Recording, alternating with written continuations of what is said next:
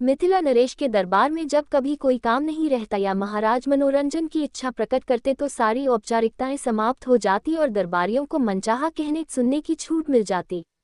मिथिला नरेश के दरबार में एक दरबारी थे पलटू झा। गोनू झा से पुराने और महाराज के मुंह लगे।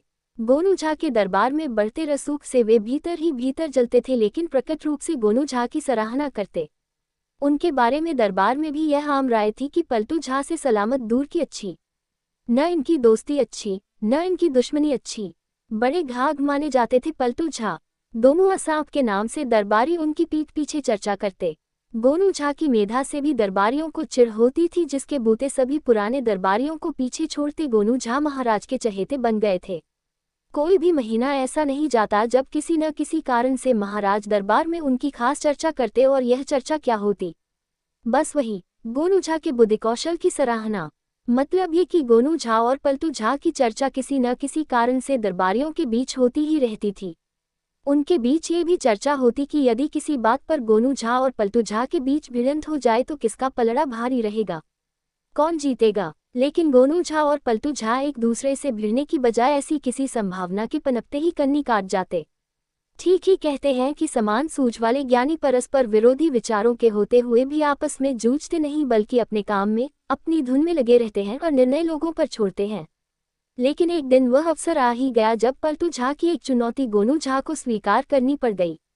हुआ ये कि मिथिला नरेश उस दिन दरबार में पहुंचते ही चुटकुलों, किस्सों, कहानियों की बातें छेड़ बैठे। दरबारी मस्त हो गए, समझ गए आज महाराज मनोरंजन करना चाहते हैं।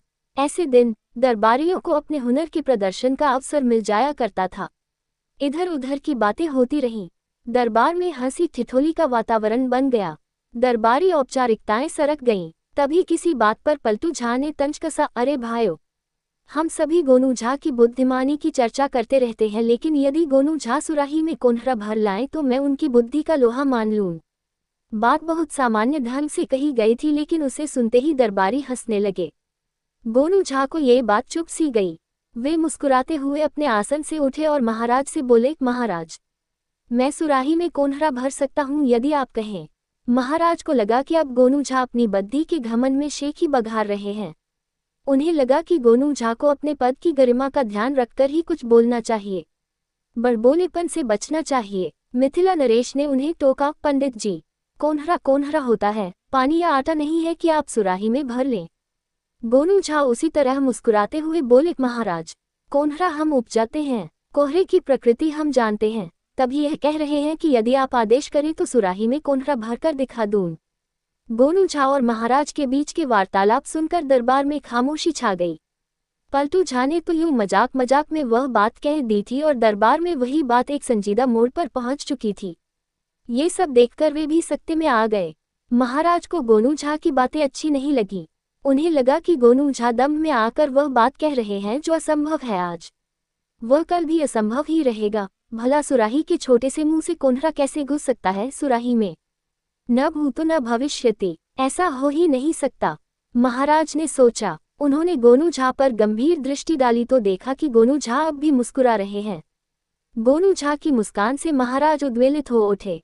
उनके मन में विचार उठा, ये कुटिल मुस्कान, गोनू झा को उनके दम की सजा मिलनी चाहिए। उन्होंने गोनू झा से गंभीर स्वर में पूछा, तो पंडित जी, आप अब भी कह रहे हैं कि सुराही में कोन्हरा भरा जा सकता है? दरबारीगण महाराज की गंभीरता से सन्नाटे में आ गए, लेकिन वे मन ही मन खुश थे कि गोनू झा अब महाराज का कोपभाजन बनने वाले हैं।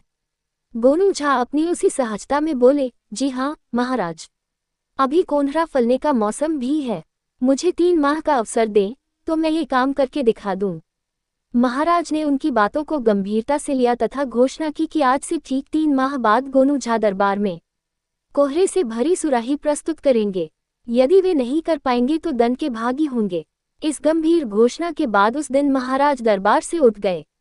दरबारी मन ही मन खुश थे, गोनू झा पर सामत आने वाली है। दूसरे दिन से दरबार सामान्य ढंग से चलने लगा। गोनू झा भी सामान्य और सहज थे। पलटू झा और अन्य दरबारी उनके चेहरे पर कोई चिंता की रेखा नहीं देखकर असमंजस में थे, फिर भी उन्हें लग रहा था कि 3 माह बाद गोनू झा निश्चित रूप से दंडित होंगे। सुराही में कोई कोन्हरा डाल सकता है भला?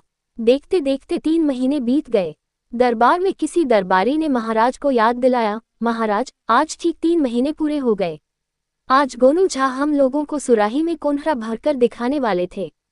महाराज को 3 महीने पहले की घटना याद हो आए और उन्होंने गोनू झा से पूछा, क्यों पंडित जी?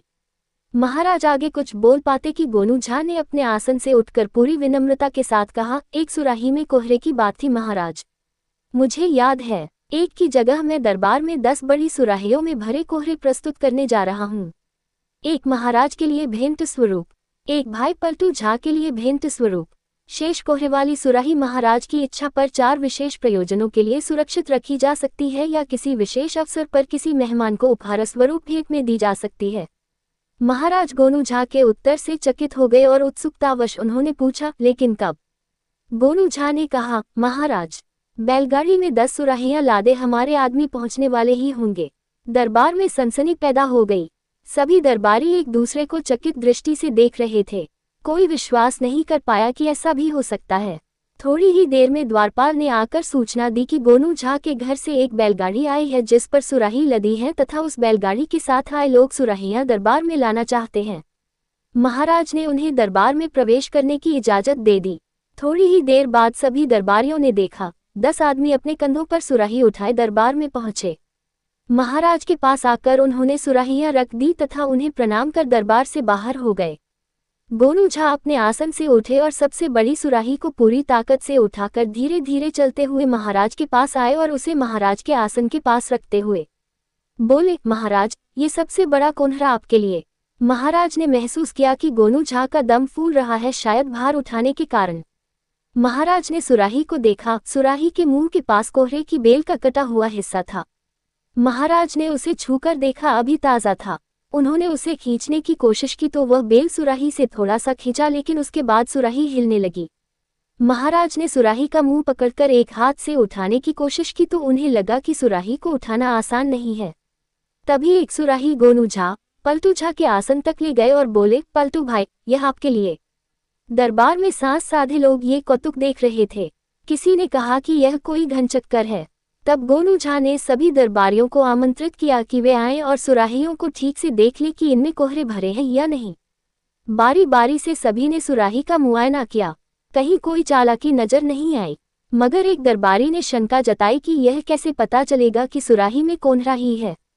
तभी गोनू झा ने हंसते हुए कहा, ऐसे। ये कहते हुए उन्होंने एक सुराही उठाए और उसे दीवार से टकरा दिया। सुराही चकनाचूर हो गई और उसके भीतर से सुराही की आकृति का कोन्हरा निकल आया। सभी के सभी चकित हुए, मगर उपहास करने के लिए बेताब दरबारियों में से किसी की हिम्मत नहीं हुई कि वे पूछ सके कि आखिर गोनू झा ने यह अजूबा कैसे अंजाम दिया। महाराज ने दरबार में गोनू झा के इस करिश्मे की मुक्त कंठ से सराहना की। दरबार के समापन के बाद महाराज ने गोनू झा को अपने पास बैठाया और कहा, सच बात तो यह है पंडित जी कि मुझे विश्वास नहीं था कि आप सचमुच सुराही में कोन्हरा भर के दिखा सकते हैं। मैं सोच रहा था कि आप दम्भ में आकर इस तरह की बात कर रहे हैं। गोनू झा के होठों पर सरल स्मित तैर गई और उन्होंने कहा, महाराज, मुझे इसका भान है, अन्यथा आप दरबार में मुझे दंडित करने की घोषणा नहीं करते। महाराज चुप रहे। थोड़ी देर के बाद उन्होंने पूछा, पंडित जी, मुझे अभी भी समझ में नहीं आया कि आपने ये करिश्मा कैसे कर दिखाया। गोनू झा ने महाराज को बताया, महाराज, मेरे दरवाजे पर कोहरे की लतर पहले से ही लगी हुई थी। कोन्हरा पक जाने के बाद लंबे अरसे तक सड़ता नहीं और न सूखकर खराब होता है, इसलिए हम लोग भविष्य की जरूरत को देखते हुए कोन्हरा सहेजते हैं। जब मुझे सुराही में कोन्हरा भरने की आज्ञा मिली तो मैंने घर पहुंचकर देखा, कोहरों की लताओं में 20 बतिया निकल चुके थे। मैंने दूसरे दिन ही 20 सुराहियां मंगवाईं और लता को नरमी से मोड़कर बतिया सहित सुराही में डाल दिया। 3 महीने तक मैंने कोहरे की जड़ और लता की सतर्कता के साथ सेवा की। जरूरत के मुताबिक पानी और खाद देता रहा। 20 में से 15 बतिया कोहरे के रूप में विकसित हो गई और 5 मुरझाकर सूख गईं। 15 में से 10 कोहरे श्रीमान के दरबार में प्रस्तुत कर मैं राजदन का भागी बनने से बच पाया। गोनू झा की बातें सुनकर मिथिला नरेश के चेहरे पर एक सलज्ज मुस्कान आए और उन्होंने गोनू झा से कहा, पंडित जी, आपकी मेधा की जितनी तारीफ की जाए